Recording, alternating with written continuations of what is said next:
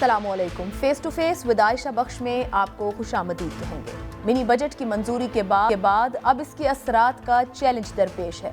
IMF की शराइत में petrol पर आयद लेवी को 30 रुपए फी लीटर तक लेकर जाने की शर्त भी शामिल है।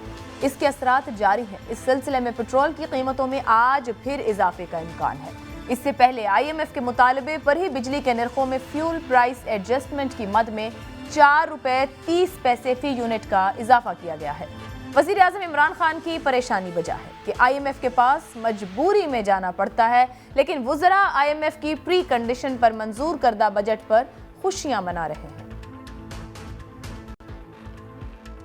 नेशनल पॉलिसी बन रही है, पार्लियामेंट बेखबर, और पार्लियामेंट को इसीलिए बेखबर रखा जा रहा है कि वो भी इस बात का एतराफ कर रहे हैं कि ये पार्लियामेंट है जाली। दूसरी जानिब सिंध के बल्दियाती बिल को लेकर तमाम अपोजिशन जमातें सरापा एहतजाज हैं। जमात इस्लामी का 2 हफ्तों से सिंध असम्बली के बाहर धरना जारी है, जबकि PTI, MQM और GDA भी आज फवारा चौक में एहतजाज कर रही हैं। अली जैदी ने ऐलान किया है कि पाकिस्तान तहरीक इंसाफ 27 फरवरी को हुकूमत सिंध के खिलाफ कोटकी से कराची तक लॉन्ग मार्च करेगी। याद रहे कि इससे कबल पीपल्स पार्टी के चेयरमैन बिलावल भुट्टो जरदारी भी 27 फरवरी को ही कराची से इस्लामाबाद तक लॉन्ग मार्च का ऐलान कर चुके हैं। सवाल ये पैदा होता है कि क्या सियासतें सिर्फ अपनी अपनी सियासत चमकाने के लिए एहतजाज और लॉन्ग मार्च के कार्ड्स खेल रही हैं, या फिर उनका मकसद कहीं अवाम को कोई रिलीफ दिलाना भी है। इन्हीं अहम निकात पर गुफ्तगू करेंगे। जो मेहमान प्रोग्राम में मुझे आज ज्वाइन कर रहे हैं, हुकूमत की नुमाइंदगी कर रहे हैं आफ्ताब जहांगीर साहब, मुस्लिम लीग नून से हिना परवेज भट्ट साहिबा प्रोग्राम में है, पाकिस्तान पीपल्स पार्टी से हैदर जमान कुरैशी साहब हमारे साथ मौजूद हैं। साथ ही हमारी कोशिश रहेगी कि अमीर जमात इस्लामी कराची हाफिज नईमुर रहमान को भी ले सकें। आने वाले दिन यानी इतवार को वो भी एहतजाज धरना कर रहे हैं, लेकिन साथ ही साथ उनके हुकूमत से मुज़ाकरात भी जारी हैं। आफ्ताब जहांगीर साहब, आपकी जानिब आ जाते हैं। आज मुत्तहिदा अपोजिशन की जानिब से भी एहतजाज किया गया है। अब सवाल ये पैदा होता है कि सबकी जानिब से एहतजाजों की कॉल्स तो दी जा रही हैं, पेट्रोल की कीमत में इजाफा है, गैस की कीमत में इजाफा है, गैस का बहरान है, हमारे सामने एक के बाद एक जो अवामी ज़रूरत की शय है वो महंगी होती जा रही है। कोई भी अपने आप को देखने को राजी नहीं है। अवाम को पहला बड़ा रिलीफ तो आप लोगों ने देना है, आपकी हुकूमत ने देना है। बहुत शुक्रिया आयशा कि आपने अपने प्रोग्राम में मुझे मौका दिया बात करने का। मेरे दोनों साथियों को मेरा सलाम। देखिए, बात ये बिल्कुल आप सही बात कर रही हैं, और मैं हमेशा से इस बात को मानता हूं कि जी जो काम जहां पे होना चाहिए उसको वहां पे होना चाहिए और संजीदगी के साथ होना चाहिए। फॉर एग्ज़ाम्पल, अभी आपने एहतजाज की बात की, तो देखिए ये एहतजाज पहले पार्लियामेंट के अंदर हुआ, और इस जो सिंध के बिल के हवाले से मैं बात कर रहा हूँ, और इसमें तमाम पार्टियाँ जो कि सिंध असम्बली के अंदर मौजूद हैं और जो सिंध असम्बली में नहीं है वो भी, और जो और स्टेक होल्डर्स हैं वो भी सब एहतजाज कर रहे हैं। और पीपल्स पार्टी की ये ख्वाहिश भी है कि वो इनके साथ बैठे और मुज़ाकरात करें, जैसे कि कल नासिर शाह साहब जमात इस्लामी के धरने में गए भी थे। तो जब आपका इरादा भी है, बात करने का इरादा भी है, आप कहते हैं कि आ जाएं हम बैठकर जो है इन चीज़ों को बेहतर कर लेते हैं, तो फिर इस बात को पार्लियामेंट में लेकर आने के बाद जो पार्लियामेंट के अंदर जमातें PTI है, MQM है, और दूसरी जो जमातें GDA है, जो तो उनके साथ भी आप पार्लियामेंट में बैठ जाएं और एक मुश्तरका कोई कॉन्फ्रेंस वगैरह बुला के और उसमें तजावीज़ ले ली जाए और उसको बेहतर तरीके से कर ली जाए, क्योंकि ये बहुत बड़ी ज़रूरत है शहरी हुकूमत की, क्योंकि बग़ैर शहरी हुकूमत के फ़ायल होने के कोई काम हो नहीं सकता। क्योंकि हमें लोगों ने भेजा कौमी असम्बली के अंदर कि हम वहाँ पर जाके इस मुल्क की कौम के लिए बेहतर कानून साजी में मददगार साबित हो, लेकिन होता ये है उसके बरक्स के अब हम लोग हमसे जो है गटर के ढक्कन डिमांड करने लगते हैं, तो वो यकीनन उसके उनके पास कोई चॉइस नहीं है, इस वजह से वो ये बात करते हैं। तो जब बल्दियाती निज़ाम बेहतर हो जाएगा, शहरी हुकूमतें आ जाएंगी और उनके पास इख्तियारात सही मानों में होंगे, तो ये मसाइल हल हो जाएंगे, ताकि ये कि फिर लोगों को ये शिकायत नहीं होगी, उनके लिए एक्सेस आसान होगा अपने मुंतखब नुमाइंदों तक। आप बिल्कुल ठीक कह रहे हैं, आप वो बात कह रहे हैं जो किसी दूसरे ने करनी है। अब सवाल आपसे ये है, पेट्रोल की कीमत में आज कितना इजाफा करने जा रहे हैं? IMF की डिमांड पर पेट्रोलियम लेवी आपको 30 रुपए तक बढ़ानी है, इस हिसाब से पेट्रोल 170 पर चला जाएगा। जब पेट्रोल 170 पर जाएगा तो नीचे तक सारा मामला खराब हो जाएगा। ये तो आपकी हुकूमत के हाथ में है। बिल्कुल आयशा, बिल्कुल हमारी हुकूमत के हाथ में है, लेकिन जब हम किसी से भी कर्ज लेते हैं, हम जब मकरूज़ कौम होते हैं तो फिर हमें उनके शराइत को भी मानना पड़ता है। या तो फिर ये था कि इस कौम को हम सबको एक इत्तफाक कर लेना चाहिए था कि हमें IMF के पास नहीं जाना, हमने कोई ना कोई ऐसा रास्ता निकालना है कि जिससे हमारे ये जो जितनी भी परेशानियां हैं वो ख़त्म हो जाए। लेकिन क्योंकि होता ये मैं पार्लियामेंट के अंदर, आपकी जमात का तो मैनिफेस्टो यही था। इमरान खान साहब बतौर अपोजिशन रहनुमा जितनी बातें करते थे, जितने जलसे करते थे, वो कहते थे कभी नहीं जाएंगे। बिल्कुल सही बात है, वो कहते थे कभी नहीं जाएंगे, लेकिन जब उनके पास हुकूमत आई और उनके सामने जो हकीकत की पिक्चर सामने आई तो उससे अंदाज़ा आपने लगा लिया होगा कि बगैर किसी के पास जाए गुजारा नहीं है। क्योंकि अवाम हमारी जो है वो उसमें अक्सरियती जो लोग टैक्स देने के काबिल लोग भी हैं वो भी टैक्स नेट के अंदर मौजूद नहीं है। जब आप टैक्स नहीं देंगे, आप जब हुकूमत के ऊपर, हुकूमत के और वसाइल क्या होते हैं? हुकूमत का सबसे मेन जो वसाइल का ज़रिया है वो टैक्स है, वो मासूलात हैं, वो जो ड्यूटीज़ की मद में जो वो टैक्स की मद में जमा करते हैं, उसके बाद वो आवाम को रिलीफ देने के लिए उसको उस पर खर्च करते हैं उस पैसे को। लेकिन जब है ही नहीं, और अब जब आपके पास कर लूं कि हुकूमत मजबूर है। ठीक है हिना परवेज साहिबा, बड़ी आसानी से हुकूमत ने मिनी बजट पास करवा लिया, ऑपोजिशन कुछ भी नहीं कर सकी है। अब पेट्रोल की कीमतें, महंगाई, आप लोग बातें बहुत करते हैं मगर अवामी मसाइल पर भी आप लोगों को मोबिलाइज नहीं कर पा रहे। आखिर वजह क्या है? हुकूमत तो मजबूर होती है, ये आज हुकूमत ने कह दिया। बिस्मिल्लाहिर्रहमानिर्रहीम। सबसे पहले तो मैं कहूँगी कि मिनी बजट इन लोगों ने पास करवाया, it was a black day for democracy, क्योंकि ये लोग आके तालियां बजा रहे थे और बड़ी मुबारकबाद एक दूसरे को पेश कर रहे थे, और आपने ट्विटर पे भी देखा होगा। लेकिन इससे बड़ी नाकामी इस हुकूमत की कोई नहीं है कि ये टैक्स लगाती है, बल्कि अगर 350 अरब के टैक्स जो ख़त्म करती है लोगों पे, तो उस पर इनको मुबारकबाद देनी या शादियाने बजाने या तालियां मारनी मुझे समझ नहीं आता कि अवाम जो है, अवाम के ऊपर ये और सख्ती करके और महंगाई करके, जैसे अभी आपने बिल्कुल सही कहा कि पेट्रोल की शायद आज प्राइस जो है 144 रुपीज़ पर यूनिट पर लीटर है, और आगे देखा जाए तो फिर 5-6 रुपये बढ़ रही है, 150 रुपीज़ पे जा रही है। पहले तो हम कहते थे इनके आने से सेंचुरी जो है वो कंप्लीट हुई, अब 150 पे पहुंच रही है। इसी तरह मजबूर है वो। देखिए इंटरनेशनल मार्केट में भी तो प्राइस बढ़ रही है ना। देखिए फवाद चौधरी साहब की ट्वीट्स खोल के देखें। फवाद चौधरी ने कहा था कि इंटरनेशनल प्राइसेस जो मार्केट में बढ़ती हैं उसके 2 महीने के बाद इफेक्ट आता है। तो मुझे ये बता दें कि अभी तो इंटरनेशनल मार्केट में जब प्राइसेस गिरती भी हैं, हमारी तो कमी होती नहीं है, तो ऊपर जाती हैं। लेकिन सबसे इम्पॉर्टेंट बात जो मैं स्टार्ट करना चाहती हूँ, मैं ये कहना चाहती हूँ कि आपने अपना शो स्टार्ट किया national security policy. National security policy वो होती है जिसमें सारी पार्टीज की मुत्तफिक राय हो, पार्लियामेंट में वो पॉलिसी आई। जैसे आपने देखा कि नवाज शरीफ के टाइम में नेशनल एक्शन प्लान था, और वो नेशनल एक्शन प्लान इसलिए था कि वो पार्लियामेंट में लाया गया, उसको सारी जमातों ने उस पर अपनी राय दी और फिर वो आया। अभी नेशनल सिक्योरिटी पॉलिसी पे मोईद यूसुफ साहब कहते हैं कि अगर जो है ऑपोजिशन की पार्टीज मानती है, नहीं मानती, तो हम देखेंगे। उन्होंने कहा मुत्तफिका पॉलिसी है। First of all it should have been brought to parliament, all parties की opinion should have been taken on board. में नहीं आया ये वहां पर, ये आया ही नहीं पार्लियामेंट में। ये पार्लियामानी कमेटी में आया था, उसमें ये लोग हाजिर ही नहीं हुए।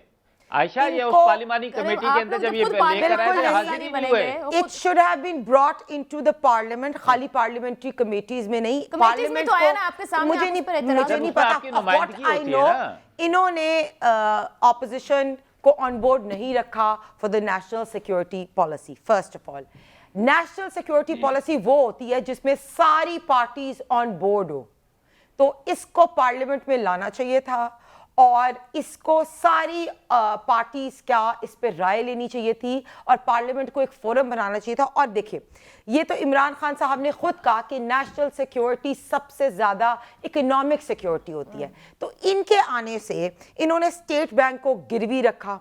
अभी आप कह रही थी कि इमरान खान साहब ने कहा था मैं IMF से कर्जे नहीं लूंगा, खुदकुशी कर लूंगा। ये इमरान खान साहब ने खुद कहा था, झूठे वादे किए, इन्होंने स्टेट बैंक को गिरवी रखा। दोबारा आटे का क्राइसिस पैदा हो रहा है, यूरिया की बोरी जो है 2700 रुपीस पे जा रही है, खाद जो है इनने स्मगल कराई, आटे की किल्लत पैदा हो रही है। और मैं आपको एक दो चीजें और बताती चलूं, वो अभी इसके बाद में करूंगी। तो नेशनल सिक्योरिटी होती है इकोनॉमिक सिक्योरिटी। चले मैं वापस हम लोगों ने एक सेकंड आयशा मुझे कंप्लीट कर दे। हम लोगों ने 2025 का विजन दिया। हमारे टाइम में जीडीपी 5.8 था। आप लोगों ने क्या किया? आप लोगों ने एक हिडन एजेंडा के तहत आप लोगों ने फॉरेन फंडिंग भी ली, स्टेट बैंक को गिरवी भी रखा, आप लोगों ने आईएमएफ से लोन भी लिया, हद तरीन कर्जे लिए और मुल्क को कुछ डिलीवर नहीं किया। एक्सेप्ट आज एक और स्कैंडल आया आप लोगों का, जो सालम सरगोदा रिंग रोड का नदीम अफजल चंद साहब ने बताया है कि रिंग रोड वाला जो स्कैंडल है उसको भी डीरूट किया गया ताकि आपके जो लोग हैं वो और पैसे बनाए। तो मुझे ये बता दें, बुजदार साहब के स्कैंडल आ रहे हैं, चीनी के स्कैंडल आ रहे हैं, आपके एटीएम माफियाज के, अभी सालम सरगोदा रिंग रोड का स्कैंडल आ रहा है। तो इसके ऊपर क्या पब्लिक करें ना, फिर आप लोग इसके ऊपर व्हाइट पेपर्स लेकर आए, पब्लिक करें इन चीजों को। मैं हैदर जमान कुरैशी साहब लेके आएंगे। अभी तक इन्होंने ये क्यों नहीं नैब के केसेस स्टार्ट करते, ये क्यों नहीं एफआईए वो तो नैब का काम है ना, इन्होंने थोड़ी करना है। हैदर जमान कुरैशी साहब आप तो एहतसाब के नारे पे आए थे। अच्छा, तस्लीम कर लिया है वजीर आजम ने कि एहतसाब में नाकाम रहे। हैदर जमान कुरैशी साहब, अभी हमारे सामने आफ्ताब जहांगीर साहब ने हुकूमत की मजबूरियां गिनवा दी कि हुकूमत मजबूर होती है। आईएमएफ से कर्ज लेने के अलावा कोई ऑप्शन इस हुकूमत के पास मौजूद था? जो वहां पर स्टेट बैंक और ये मिनी बजट के बिल्स आए, अपोजिशन भी मौसर नहीं रह पाई, उसके ऊपर बात होती, रोका जा सकता। क्या हुकूमत के पास भी कोई और ऑप्शन था? अवाम को रिलीफ दे सकती थी किसी तरह? बिस्मिल्लाहिर्रहमानिर्रहीम। बहुत शुक्रिया आयशा। देखिए, ये एक अमूमी तौर पे अगर ये बात कर दी जाए, ऑपोजिशन मुकम्मल तौर पे नाकाम हो गई है। पीटीआई एमएफ बजट जो कि यकीनन इस हुकूमत ने पास करवाया, तो मैं समझता हूँ कि ये दुरुस्त नहीं है। और मैं आपको 4-5 चीज़ें गिनवा देता हूँ जो कि फाइनेंस बिल जो टेबल किया गया और जो फाइनेंस बिल बुलडोज करके पास किया गया, उसमें से ऑपोजिशन ने उनको डिफीट करवाया। नंबर 1, जो इन्होंने नान, ब्रेड और शीरमाल और रस्क और इनके ऊपर तंदूर के अलावा जो बेकरियों में, स्वीट शॉप्स पे, आपके किराने की दुकानों पे मिलते थे, उनके ऊपर भी इन्होंने जीएसटी लगा दिया था। बच्चों के फार्मूला मिल्क के ऊपर लगा दिया था। इसी किस्म की 3-4 और चीज़ें हैं जो आम आदमी को डायरेक्टली इम्पैक्ट करती थी, उनको इनको विड्रॉ करना पड़ा। और सेनेट की जो फाइनेंस कमेटी है उसने भी भरपूर अंदाज में इसके ऊपर अपना कमेंट दिया और फिर इवेंचुअली नेशनल असेंबली में ऑपोजिशन ने, क्योंकि देखिए फाइनेंस बिल को पढ़कर उसमें से बहुत सारी चीज़ें हमने आवाम तक पहुंचाई एज ऑपोजिशन, और यही वजह है। लेकिन उसके बावजूद हम समझते हैं कि कई सौ अरब के टैक्सेस जो हैं वो आवाम पर लगाए गए हैं और जिसका ढोल पीट रहे थे और लुडी डाल रहे थे, ये इनको आगे आगे बल्दियाती इंतखाबात में और इलेक्शन में नजर आएगा। दूसरी बात, हुकूमत किसके हाथों मजबूर है? ये जो एक मंत्रा बन गया है आपके प्रोग्राम में भी, बाकी जगह भी, कि हुकूमत आईएमएफ के हाथों मजबूर है। आयशा, आईएमएफ का जो प्रोग्राम है, मैंने तो पढ़ा है, आपके साथ प्रोग्राम भी किए। जुलाई में जब ये साइन हुआ फाइनली, मैंने आपको तब भी कहा था कि इन्होंने 200 रुपए का पेट्रोल करना है और कमिट किया हुआ है। अब ये जब आईएमएफ को कमिटमेंट्स देते हैं, उस वक्त आईएमएफ इनको ये नहीं कहती कि तेल महंगा करें, आईएमएफ इनको ये नहीं कहती कि बिजली महंगी करें। आईएमएफ इनको ये कहती है कि आप अपने लॉसेस कम करें। अगर आप अपने लॉसेस नहीं कम कर सकते, बिजली के, गैस के, जो इन्होंने कहा था हम सर्कुलर डेट को कम करेंगे, हम प्राइवेटाइजेशंस करेंगे, हम सिक यूनिट्स को वाइब्रेंट एंड फाल कर देंगे, जबकि इनकी हुकूमत में रेलवे का खसारा स्काई रॉकेट कर गया, स्टील मिल की क्या हालत है, बाकी स्टेट ओन्ड एंटरप्राइजेज ब्लीड कर रही हैं। असद उमर साहब हमें भाषण देते थे, वो किधर गई वो 350 स्टेट एंटरप्राइजेज जिनको इन्होंने वायबल करना था? तो आईएमएफ ये नहीं कहता कि पीडीएल लगाएं पेट्रोल पे। बिल्कुल मैं चैलेंज करता हूं को भी, आप शौकत तरीन को बिठा दें, मुझे कहीं आईएमएफ के साथ जो स्टाफ लेवल एग्रीमेंट हुआ है वहां दिखा दें कि आप पेट्रोल को टैक्स करेंगे। साहब, यहाँ तो बिजली का टैरिफ भी हर महीने बढ़ रहा है, तो ये फिर आप लोग तो कुछ भी नहीं रोक पा रहे अगर वो भी नहीं कहते हैं, और हुकूमत हर महीने बिजली टैरिफ किसी न किसी मद में ऊपर लेके जा रही है। नहीं, हम क्या चाहते हैं आपके, हम तरबेला और मंगला डैम पर जाकर कंटेनर लगाकर इस मुल्क की और बिजली और गैस या बंद कर दें। हम उसके ऊपर आवाज़ उठा रहे हैं, हम उसके ऊपर अवाम की जो तर्जुमानी कर रहे हैं, हम पार्लियामेंट के अंदर भी कर रहे हैं, बाहर भी करने जा रहे हैं। बट जो पॉइंट मैं आपको बताना चाह रहा हूँ, ये किसके हाथों ब्लैकमेल हो रहे हैं? ये एटीएम्स के हाथ ब्लैकमेल हो रहे हैं। ये आटा, चीनी, फर्टिलाइजर और मुख्तलिफ माफिया के हाथों हो रहे हैं, अद्वियात माफिया के। अब मैं आपको एक बड़ी सिंपल मिसाल देना चाहता हूँ, मुझे पता है शायद आपको जल्दी से ब्रेक भी लेनी होगी।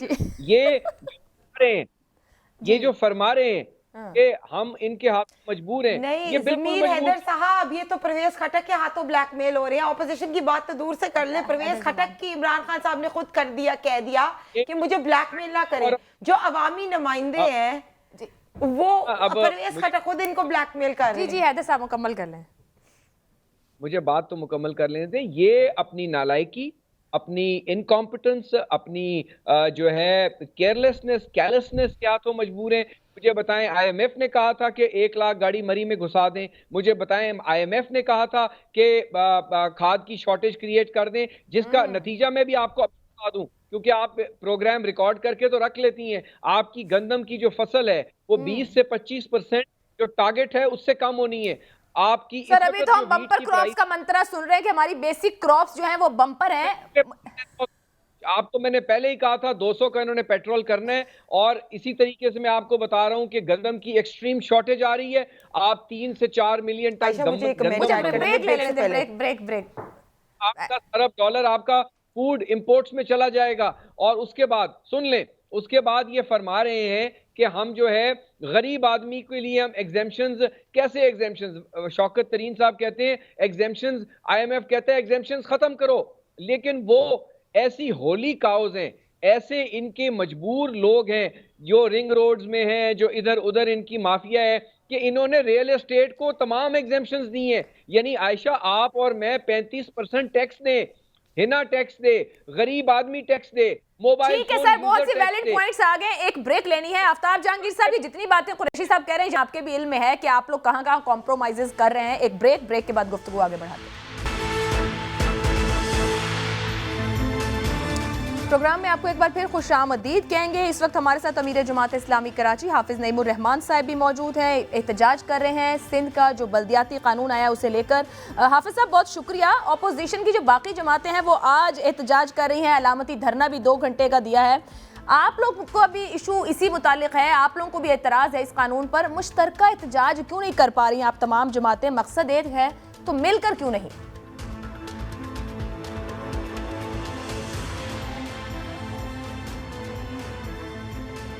नहीं, वो तो मिलकर आज 1.5 महीने बाद जागे हैं ना, तो हम इनका इंतजार तो नहीं कर सकते थे। हमने तो शहर भर में एहतजाज किया, हजारों कॉर्नर मीटिंगें की, कराची बचाओ मार्च किया हजारों लाखों लोगों का। और अब हम 16 दिन से यहाँ धरना दिए बैठे हैं। इस धरने का प्रेशर हुकूमत पे भी पड़ा है और लगता है अब अपोजिशन पे भी पड़ गया है कि उन्हें भी एहतजाज करना पड़ा। और 2 घंटे का अलामती धरना, असल में पीपल्स पार्टी में वो ये अपोजिशन ही है। और अगर ये मतलब जुबानी जमा खर्च से आगे निकल कर कुछ कर रहे होते ना, तो आज ये हालत ना होते। असल बात ये है कि ये कानून जो है 2013 से भी बदतरीन कानून ये लेकर आ गए। 2013 में एमक्यूएम और पीपल्स पार्टी की इत्तेहादी हुकूमत जो एक्ट लेकर आई थी, उसने 80% वसाइल जो वो थे ना इदारे और वसाइल, उस पर कब्जा कर लिया था। कानून में जो 20% था उस पर एक्सपीरियंस किया है 2001 से 2009 तक। और 4 साल नेमतुल्लाह खान साहब की मेयरशिप थी और उन्होंने इस शहर को डेवलप किया था। वफाकी हुकूमत में थी और मुश्किलात भी बहुत थी, लेकिन इसके बावजूद हमने ग्रास रूट लेवल पर काम किया और जो इख्तियारात भी कराची डेवलप अगर यही मेयर के इख्तियार से निकाल देंगे, पानी और सीवरेज बोर्ड उसको भी ले, सॉलिड वेस्ट मैनेजमेंट भी ले, और मेयर के इख्तियार से निकाल लेंगे, पानी वाटर एंड सीवरेज बोर्ड उसको भी ले लेंगे, सॉलिड वेस्ट मैनेजमेंट भी ले लेंगे और आप जो है वो तालीम भी ले लेंगे, सेहत भी ले लेंगे और ट्रांसपोर्ट में भी उसका अमल दखल नहीं होगा, तो मेयर करेगा क्या? इसलिए हम बहुत सीरियस नोट के साथ ये शहर कराची पूरे मुल्क की मईशत में कंट्रीब्यूट कर रहा है। बड़ा हिस्सा है इसका। ये मेगा सिटी है, 3 करोड़ से ज्यादा लोगों का शहर है और इस शहर के साथ ये सलूक है कि इसमें ट्रांसपोर्ट गवर्नमेंट की चलती ही नहीं है। यहाँ पर जो है सर्कुलर रेलवे चलती थी, बंद हो गई। यहाँ की जो ट्रांसपोर्ट कारपोरेशन थी वो खत्म हो गई। हम तो नीचे की तरफ जा रहे हैं। यहाँ पर तो जो है वो कोई सिस्टम ही नहीं है, मास ट्रांजिट पे काम ही नहीं हो रहा। KCR कराची सर्कुलर रेलवे में जाली इफ्तिताह हुआ है। K4 मंसूबा, आखिरी मंसूबा नेमतुल्लाह खान साहब 2005 में K3 मुकम्मल किया। उसके बाद इन सब लोगों ने मिलकर एक बूंद कराची में पानी का इजाफा नहीं किया, बल्कि टैंकर माफिया को मुसल्लत किया। तो इन जराइम में ये सब जमातें शामिल हैं। इस वक्त भी जो जमातें अपोजिशन में सिंध में है, वो विफाक में हुकूमत में है, और इन विफाकी हुकूमती जमातों ने मरदमशुमारी में कराची को आधा कर दिया। कोटा सिस्टम गैर मुय्यना मुद्दत के लिए बढ़ा दिया। कराची के लिए सिर्फ जुबानी जमा खर्च और 1100 अरब रुपए के पैकेज का ऐलान किया, और कराची में कोई चीज होती हुई दिखाई नहीं दे रही। इसलिए ये सारे कराची के लिहाज से तो बिल्कुल एक ही पेज पर हैं। लिहाजा जमात इस्लामी बिल्कुल एक डिफरेंट पार्टी है।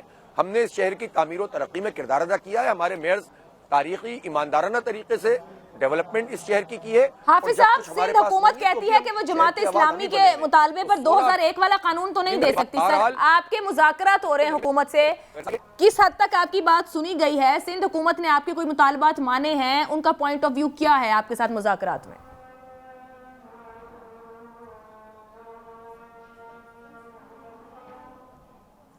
देखिए, बात यह है कि 2001, 5, 9, 13 और 18 और 21 का मसला नहीं है। हम तो ये कह रहे हैं, हमने एक मुतालबा दिया, मेयर का इंतखाब बराह रास्त होना चाहिए। इसमें क्या परेशानी है? दुनिया में हर बड़े शहर में ये काम होता है। हम ये कहते हैं कि 15 से 20 हजार के एवरेज आबादी पे बनाई है, कराची में 65,000 एवरेज पे क्यों बना रहे हैं? हमने क्या कसूर किया? ये कि हम टैक्स देते हैं, हम रेवेन्यू जनरेट करते हैं, हम तो पोर्ट सिटी है भाई, हम सब कुछ करते हैं, लेकिन आप हमारे साथ ये सलूक क्यों कर रहे हैं? ये जायज बात है। हम कहते हैं तमाम इदारे मेयर के मातहत होने चाहिए और सिटी डिस्ट्रिक्ट गवर्नमेंट का निजाम होना चाहिए, जो आइन हमसे कहता है।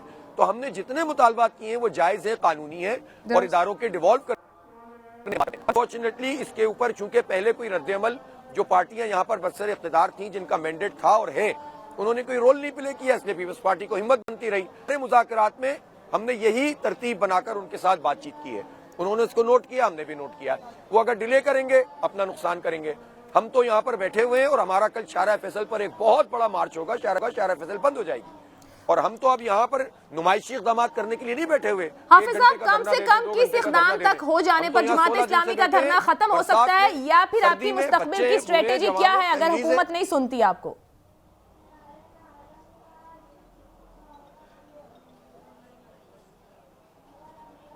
देखिए, स्ट्रेटेजी तो ये है कि हम मुज़ाकरात भी हमने उस झांसे में नहीं आए। उन्होंने कहा आप धरना मौखर करें, हमने कहा धरना और मुज़ाकरात साथ चलेंगे। बहुत क्लियर बात है, हम यहाँ किसी फेस सेविंग के लिए नहीं बैठे। होता है ना कि भूख हड़ताली कैंप पे लोग बैठे होते हैं और जूस पिला के गुजरा जो है वो भूख हड़ताल खत्म। हम इसलिए नहीं बैठे हुए, हम कराची के मुस्तकबिल के लिए बैठे हुए हैं, हम अपने बच्चों के मुस्तकबिल के लिए बैठे हुए हैं। हमारे बच्चों की किस्मत में यही चिंकियां, यही धक्के, यही बाइकें हैं। बस हमें नहीं मिल सकता मास ट्रांजिट प्रोग्राम, तो हम इसलिए कहते हैं कि एम्पावर करें। बुनियादी बात यही है कि शहर के इदारे शहर की हुकूमत के पास होने चाहिए, चाहे वो किसी की भी हो। हम जमात इस्लामी के लिए नहीं बैठे, हम मेयर नहीं है अभी। ये तो पीपल्स पार्टी का मेयर बन जाए, MQM का बन जाए, जमात इस्लामी का बन जाए, हमें कोई इससे मसला नहीं है। हम मेयर के पावर और बल्दियाती हुकूमत जो आइन की 140A है, तो हमने जो फहरिस्त दी है उसमें एक चीज भी ये बता दें कि जो लॉजिकल ना हो, तो हम पीछे हटने के लिए तैयार हैं। तो हम बिल्कुल तमाम इदारे शहर के लेना चाहते हैं, एक एक करके उस पर बात कर रहे हैं, और मुझे उम्मीद है कि इंशाअल्लाह ताला हम यहाँ से सक्सेसफुल उठेंगे। बहुत बहुत शुक्रिया हाफिज नईमुर रहमान साहब हमें ज्वाइन के लिए। हैदर जमान कुरैशी साहब, आखिर एतराज क्या है सिंध हुकूमत को? लॉजिकल वो पॉइंट्स रख रहे हैं। वो कहते हैं कि अगर अंदरूने सिंध आप लोग 20,000 पर एक यूनियन काउंसिल बनाते हैं, तो कराची के अंदर 65,000 पे क्यों? मिनी पाकिस्तान है, इतना बड़ा शहर है, जितने वहां काम की जरूरत है। पीपल्स पार्टी का तीसरा दौर है। इस वक्त तमाम सियासी जमातें आपकी हुकूमत के खिलाफ खड़ी हैं। जो बल्दियाती कानून बनाया है उस पर सबको शदीद एतराज है। आप कौमी असम्बली में एहतजाज करते हैं, सूबे में बात सुनने को तैयार नहीं अपनी अपोजिशन की।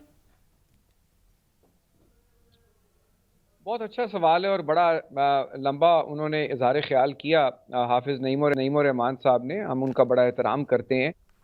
इतना ही जोश और जज्बे से वो पेशावर के मेयर के लिए, जहाँ वो PTI के साथ हैंड इन ग्लव थे, और सेनेट में इनके सिराजुल हक साहब जब हुकूमत को ज़रूरत होती है वो वोट भी देते हैं, वहाँ भी ये बात किया करें। और बहुत सारी बातें सियासत से हट के, वो नेमतुल्लाह खान साहब का ज़माना यकीनन उनको याद है, लेकिन वो ये भी बताएं कि नेमतुल्लाह खान साहब के ज़माने का, आमिर के ज़माने का वो जो ऑर्डिनेंस है, जो कानून है बल्दियाती, वो तो उस वक़्त चारों सूबों में थ्रू डिफरेंट लेजिस्लेटिव मेजर उन्होंने नाफिज कर दिया था। पंजाब में भी वही था, KP में भी वही था, सिटी डिस्ट्रिक्ट गवर्नमेंट का, उसके ऊपर सुप्रीम कोर्ट की भी जजमेंट्स आई, और उसके बाद केपीके ने अपना कानून बनाया जो बिल्कुल मुशर्रफ के कानून से मुताबिकत नहीं रखता। पंजाब ने अपना कानून बनाया मुस्लिम लीग नवाज की हुकूमत में, जिसको अब मौजूदा हुकूमत ने उसको अंडू करके एक अपना नया कानून ले आए हैं, और ना पुराना और ना मौजूदा पंजाब में जो कानून है उसका बिल्कुल उसके साथ कोई ताल्लुक और वास्ता भी नहीं है जो मुशर्रफ का कानून था। यानी जिसको ये वापसी चाह रहे हैं कराची में, क्योंकि इन्होंने मौजें लूटी हैं इन्होंने, और MQM ने ये 2001 से लेकर वो 10 साल का जो इक़्तिदार है, देवर हैंड कुरैशी इन साहब, ग्लव। कताए कलामी की माजरत, बराह रास्त मेयर के इंतखाब पर क्यों एतराज है? उन्होंने तो आपके 13 के कानून को भी बदतर कानून कहा जो आपने और MQM ने मिलकर बनाया। सवाल तो यही ना कि आपके पास कंटिन्यूटी ऑफ गवर्नमेंट है, सिंध में तीसरा दौरे हुकूमत है, आप एक सॉलिड कानून बना के उसको तीनों अदवार में नहीं चला सकते थे? ये कहाँ इनमें लिखा हुआ है कि बराह रास्त मेयर का जो है वो लाजमी सिटी डिस्ट्रिक्ट गवर्नमेंट को बनाना है? यानी आपने उन लोगों को डिसएनफ्रेंचाइज करना है कि जिनको काउंसलर्स को मेयर जो बल्दियाती नुमाइंदे इलेक्ट होंगे उनके पास वो पावर भी ना हो कि वो अपने मेयर की अकाउंटेबिलिटी कर सकें। आप एक सदारती सॉर्ट ऑफ निज़ाम लाना चाहते हैं कि मेयर का इलेक्शन वो बंदा लड़ ले जिसको कोई भी वोट दे दे बाहर से, जिसकी ना ग्राउंड पे रियलिटी हो, यानी कोई सियालकोट से भी आके जो ये कानून चाहते हैं। मुज़ाकरात कर रहे हैं ना कुरैशी साहब, आपकी क़यादत पंजाब की यहाँ पर जमात इस्लामी की लीडरशिप से मुलाकातें कर रही है वहां उनके धरने को खत्म करवाने के लिए। जब आप उनकी बात सुनने को तैयार नहीं, आप असेंबली के अंदर अपनी ऑपोजिशन को सुनने को तैयार नहीं, फिर कौन सी जमहूरियत? आप मेरी भी बात सुनने को थोड़ा तैयार हो जाए ना। मैं आपको बता रहा हूँ कि मैं उनसे बात कर रहा हूं, हम उनसे बात कर रहे हैं, नासिर शाह साहब बात कर रहे हैं। आपको मैं ये बताना चाहता हूं, आपके व्यूअर्स को, ये वाहिद कानून है लोकल गवर्नमेंट का पूरे पाकिस्तान में चारों सूबों में जहां बिगेस्ट रेवेन्यू जो एक सूबाई हुकूमत का है अंडर 18th अमेंडमेंट, वो प्रॉपर्टी टैक्स है, एक्साइज एंड टैक्सेशन। ये excise and taxation property tax जो है हम डिस्ट्रिक्ट गवर्नमेंट को और लोकल गवर्नमेंट को दे रहे हैं, प्रोविंशियल गवर्नमेंट से लेकर, उसकी ये बात नहीं करेंगे। यानी बिगेस्ट रेवेन्यू अर्नर ना पंजाब दे रहा है, ना केपीके दे रहा है, ना बलोचिस्तान दे रहा है, ना इस्लामाबाद दे रहा है उसके कानून में। सिंध गवर्नमेंट ने छोटी सी बात का जवाब दे दें, एक छोटी सी बात का जवाब दें हैदर साहब, आप इसको लॉजिकली जस्टिफाई कर दें, मैं आगे बढ़ूंगी। अंदरूने सिंध आपकी एक यूनियन काउंसिल 20,000 पर है और कराची के अंदर आपकी एक यूनियन काउंसिल 65,000 पर है, ऐसा नहीं है भाई? आप ये जस्टिफिकेशन नहीं है, क्योंकि पंजाब में ही मैं आपको बता देता हूं, ये देखिए ना, गलत। सर हम पंजाब की बात नहीं कर रहे, हम सिर्फ सिंध की बात कर रहे हैं इस वक्त, सूबा सिंध में जो कानून है उस पर बात कर रहे हैं इस वक्त। एक ही मैकेनिज्म है ना। मैं आपको बताना ये चाह रहा हूं कि आप मेरी बात तो आप सुन लेना please. It is not argument I am trying to give. जो अर्बन यूनियन काउंसिल्स हैं और जो रूरल यूनियन काउंसिल्स हैं उनकी पॉपुलेशन सेम नहीं हो सकती, पूरे पाकिस्तान में सेम नहीं है। फॉर गॉड सेक, जो देही कौमी असेंबली का हल्का है, जो अर्बन कौमी असेंबली का हल्का है, या देही सूबाई असेंबली की सीट है, और जो अर्बन सूबाई असेंबली की सीट है, all over Pakistan the numbers can't be matched. Please try and understand, it is not just in Sindh. दूसरी बात यह है कि आपने तो कराची की आबादी 1 करोड़ वैसे ही आप खा गए हैं। अगर आप वो 1 करोड़ आबादी डाल दें फिर तो ये 1 लाख के ऊपर एक हल्का बनेगा। और ये आपकी जो डेमोग्राफिक्स हैं, जो आइन में प्रोविजंस हैं, अब ये आउट ऑफ कॉन्टेक्स्ट है। ये देखने में सुनने में बड़ी अच्छी लगती है कि जी देही, ओ भाई देही आबादी का तनासुब शहरी आबादी के तनासुब से फर्क है। आपके पॉइंट आगे सवाल यही था सिर्फ कि इतनी आप लोग पार्लिमानी जमहूरियत की बात करते हैं ना, थोड़ा वहां बैठे असेंबली में लोगों को सुने। सर टीवी पे क्या फायदा, सब सुनेंगे लेकिन उन लोगों को तो एड्रेस करें। आफ्ताब जहांगीर साहब, ये पीपल्स पार्टी के साथ कोई बातचीत नहीं की, वहां आप लोगों ने इन तक मुतालबात पहुंचाए हों, आप मिलकर कानून साजी की तरफ जाएं सब लोग? आशा, पहले तो तुम मुझे शाबाश दो कि आज मैंने कितनी खामोशी से आपकी तीनों की बात सुनी है, समझे ना? तो बिल्कुल आपने देख लो, आप पूरा उसका टाइम का भी है। अच्छा, इसलिए कि फिर वो अक्सर वो कहते हैं कि यार आफ्ताब भाई गुस्सा हो जाते हैं। मैं तो चाहता हूँ कुरैशी साहब के साथ मेरा ताल्लुक जो टीवी के अंदर है वो बाहर ना हो, दोस्ती का रहा है।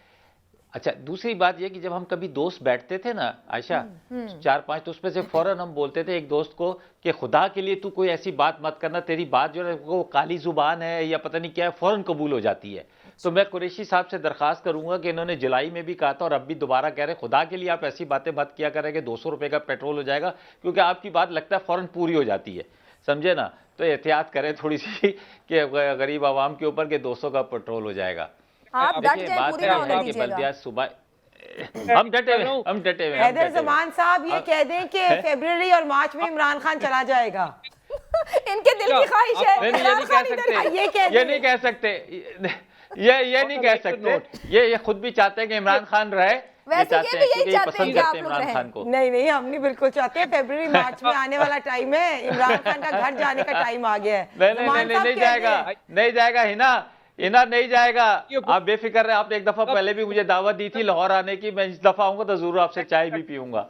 अच्छा देखिए, बात ये है कि बल्दियाती, हम बात कर रहे थे सिंध के बल्दियाती और कराची की। पहली बात तो ये कि देखिए, ये कराची शहर जो है, जो अभी हाफिज साहब ने बात की, मेरे दोस्त भी है, बिल्कुल सही बात की, 3 करोड़ की आबादी का शहर है और उसकी इस वक्त सेंसस में भी आबादी जो है 1 करोड़ 60-70 लाख दिखाई जा रही है, तकरीबन आधी से कम दिखाई जा रही है, जिससे उसके वसाइल जो है उसको उतने नहीं मिलते, क्योंकि आबादी के लिहाज से वसाइल मिलते हैं। अभी जब इन्होंने बात की 65,000 की, आपको मैं एक मज़े की बात बताऊँ आयशा, कि मेरी कॉन्स्टिटेंसी NA 252 जो है तकरीबन 11-12 लाख 13 लाख की आबादी पर है, और वहाँ पर जो वोट रजिस्टर्ड है सिर्फ 2 लाख है। तो बाकी 9 लाख जो लोग हैं, अगर मैं 11 लाख भी काउंट कर लूँ, हालांकि ज़्यादा है, तो उनकी तो नुमाइंदगी नहीं हो पा रही, क्योंकि ना वो वोट दे सकते हैं ना वो कुछ। तो इस तरह कराची जो शहर है मतलब उसकी वजह ये, मैं तो बार बार ये मैं तो कह रहा हूँ सेंसस भी होना चाहिए और ऐसा कोई कानून होना चाहिए जिसमें आप हमारी मदद करें। आप कोई बिल लेकर आए, हम आपको सपोर्ट करेंगे। उस दिन का इंतजार है कि आप लोग एक दूसरे की मदद करें। सेंसस आपने कराना है, शुरू कराएं सेंसस का काम। सर वो हमने तो शुरू कर दिया, वो तो शुरू हो गया ना, इन्होंने किया था ना। देखिए 10 साल की कैद थी कि भाई 10 साल के अंदर अंदर दोबारा सेंसस होगा, उसको 10 साल के बाद भी नहीं किया इन्होंने। अब तो हमने तो शुरू करवा दिया, अब सेंसस शुरू है और देख उसके बाद जो भी उसके नतीजे आएंगे वो सामने आएंगे आवाम के। और दूसरा ये कि देखिए, मैं ये कहता हूँ, मेरी अपनी पहले दिन से ये बात मैं करता हूँ कि जब तक आप डिस्ट्रिक्ट गवर्नमेंट्स को, जब तक आप शहरी गवर्नमेंट्स को मजबूत नहीं करेंगे, उसमें क्या है कि उसके अंदर तालीम भी उनके साथ उनके पास होनी चाहिए, सेहत भी उनके पास होनी, और पुलिस का निज़ाम भी जब तक डिस्ट्रिक्ट गवर्नमेंट के कंट्रोल में नहीं होगा है उस वक्त तक ये बेहतरी नहीं आ सकती। और लोकल टैक्स जो है, जिस इलाके का टैक्स है, वो भी जो इन्होंने बात की प्रॉपर्टी टैक्स की, वो प्रॉपर्टी टैक्स भी डिस्ट्रिक्ट गवर्नमेंट के पास जाना चाहिए।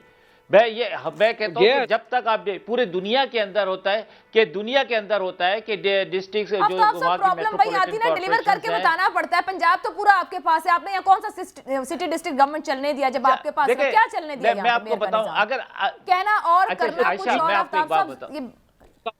आयशा, देखिए बात यह है, मैं आयशा में एक बात करूं, मुझे पंजाब या KPK या बलोचिस्तान की बात मैं इस वक्त नहीं कर रहा, मैं सिंध की बात कर रहा हूं, कराची शहर की बात कर रहा हूं। वहां से यकीनन मेरी पार्टी ने मुझे टिकट दिया, उनकी मेहरबानी, उनके निशान पे मैं जीता, लेकिन मैं अपना ज़मीर भी तो रखता हूं। मेरी अपनी राय भी तो, मुझसे जब मेरी आवाम कोई बात करेगी तो मैं उनकी नुमाइंदगी भी तो मैं करती हूं, वो मैं करता हूं। कुछ और ठीक है हिना साहिबा, देखिए मैं एग्री करता हूं। मैं आपको बताऊं कि मैं पार्लिमानी पार्टी के सामने भी, जब भी प्राइम मिनिस्टर के साथ बैठता हूं या जब कभी मुलाकात होती है, मैं अपना मुकदमा, कराची का मुकदमा भरपूर तरीके से लड़ता हूं। काफी लोग लड़ रहे हैं PTI के अंदर अपना मुकदमा, कोई गैस का, कोई कराची का। हिना साहिबा, अपनी जात का मुकदमा नहीं, अपनी जात का मुकदमा नहीं आयशा, आवाम का मुकदमा। और मैं ये कहता हूं कि अगर मेरे दोस्त पीपल्स पार्टी वाले ऐसा बिल लेकर आएंगे जो आवाम के लिए बेहतर होगा तो मैं उसकी भी हिमायत करूंगा। ठीक है हिना साहिबा, आपकी कोई आफ्ताब जहांगीर साहब ने बहुत अच्छी बात की। अच्छा हिना साहिबा, आफ्ताब जहांगीर साहब ने बहुत अच्छी बात की कि मैं अपनी ज़मीर की आवाज़ बुलंद करता हूँ और अवाम का मुकदमा लड़ता हूँ। तो बिल्कुल उसी तरह आपने देखा कि नूर आलम साहब ने भी, जो PTI के MNA हैं, उन्होंने भी ये कहा कि प्राइम मिनिस्टर साहब को और टॉप कैबिनेट मेंबर्स को ECL में डालें। तो वो भी अपनी ज़मीर की बात कर रहे थे। परवेज खटक ने कल बैठ के इजलास, देखिए बिल्कुल डालें, अगर कोई उन्होंने जुर्म किया है तो बिल्कुल डालें। परवेज खटक साहब ने अगर इजलास प्राइम मिनिस्टर भी बैठते हैं, खटक साहब ने जो बात की है, मैं आपको बता दूं, आप वहां बैठी नहीं थी, आप मीडिया की बात सुन रही है, मैं वहां बैठी थी। मैं आपको बता देता हूं परवेज खटक साहब ने क्या बात की थी, मैं आपको वो बता देता हूं ताकि आपके लिए आसानी हो जाए। देखिए मैं अपनी बात कंप्लीट कर दूं तो फिर आप कर देना। आफ्ताब जहांगीर साहब, मैंने आपकी बात आपके लिए आसानी पैदा कर रहा हूं। नहीं, वो मेरे बात से नहीं निकल रहा कुछ तो ऐसा खटक साहब ने, देखिए मेरी बात हो रही थी, फिर मैंने पहले भी बड़ी खामोशी से सुना है। हाँ, अब अच्छी बात है, खामोशी से सुने आप। परवेज खटक साहब ने भी अपनी ज़मीर की बात की। उन्होंने अब जो भी अवामी नुमाइंदा होता है ना, जो इलेक्शन लड़ के आता है, वो हमेशा अवाम की बात करता है और उससे हम यही एक्सपेक्ट करते हैं कि आप अपनी ज़मीर की बात करें। तो परवेज़ खटक साहब ने भी यही बात की कि KPK में गैस की फरहमी की बात की, या उन्होंने कहा कि जब हम आवाम में जाते हैं तो आवाम हमारे से पूछती है कि महंगाई इतनी क्यों है, इलेक्ट्रिसिटी की प्राइस क्यों है, ये तो सारे बात कर रहे हैं ना। तो और अगर उन्होंने ये भी बात की हमाद अजहर साहब के, हमाद अजहर साहब जो हैं वो प्रॉपर्ली हैंडल नहीं करे मसला, तो ये बात परवेज़ खटक साहब ने की, ये आप डिनाई नहीं कर सकते कि आप भी इसी बात से एग्री करेंगे। इससे पहले परवेज़ इलाही साहब ने भी ये बातें की, उन्होंने भी कहा कि महंगाई बहुत ज़्यादा है। फिर सालेह हुसैन साहब की भी आई कि उन्होंने भी इमरान खान साहब से कहा। इससे पहले जहांगीर खान तरीन ने भी कहा कि महंगाई बहुत ज़्यादा है। आज नदीम अफजल चंद साहब ने जो सरगोदा सालम एक्सचेंज की बात की कि डीरूट किया जा रहा है, और फिर उस्मान बुज़दार की के अपने तौंसा शरीफ की एक खातून सामने आई और उन्होंने कहा कि उस्मान बुज़दार साहब के जो भाई हैं वो पैसे लेते हैं और ये कहते हैं कि नौकरियां देंगे।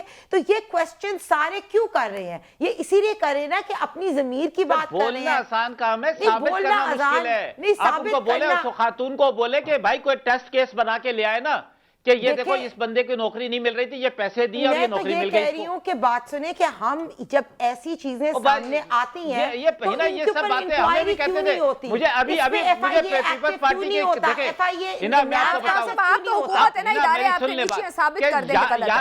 1400 पुलिस कांस्टेबल की नौकरी आई है सिंध की, इन्होंने कितनी 1400 पुलिस कांस्टेबल की नौकरी आई है। उससे कहा जा रहा है कि आफ्ताब भाई अगर आपने किसी को लगवाना है तो 6-7 लाख रुपए का रेट है, नोटिफिकेशन आया है कि डिप्टी कमिश्नर खानेवाल, नारोवाल, साहिवाल, हाफिजाबाद, राजनपुर, लिया जो है ना उनको ट्रांसफर किया जाएगा। क्यों? ये तो रूटीन मैटर है यहाँ पे, ये जितना ब्यूरोक्रेसी और एडमिनिस्ट्रेशन, ये रूटीन मैटर बन गया सारे। मरी में जब सानिया हो रहा था तो ये यहाँ बैठे उस्मान बुज़दार साहब, लोकल गवर्नमेंट को मुसीबत पड़ गई है, ये बाय इलेक्शंस आ रहे हैं। आपको भी पता है कि किस तरह ये बुरी तरह बाय इलेक्शन आ रहे हैं, कंपोनेंट बोर्ड के इलेक्शंस आ रहे हैं, इनको पता है आगे लोकल गवर्नमेंट ब्रेक लेते हैं, ब्रेक से वापस आते हैं, गुफ्तगू आगे बढ़ाएंगे। प्रोग्राम के आखिरी हिस्से में खुशामदीद। हैदर जमान कुरैशी साहब, 27 फरवरी को आप लोग लॉन्ग मार्च लेकर निकल रहे हैं और 27 फरवरी के लिए आज PTI की जानिब से भी ऐलान कर दिया गया है, वो लॉन्ग मार्च लेके कराची आ रहे हैं घोटकी से और कह रहे हैं सारा सिंध बंद करेंगे। ये क्या होगा फिर? शौक पूरा कर लें, हम तो करेंगे, हमने पहले भी किया है। ये शौक पूरा कर लें। अगर इन्होंने हुकूमत नहीं करनी और इन्होंने लॉन्ग मार्च करना है तो ज़रूर कर लें।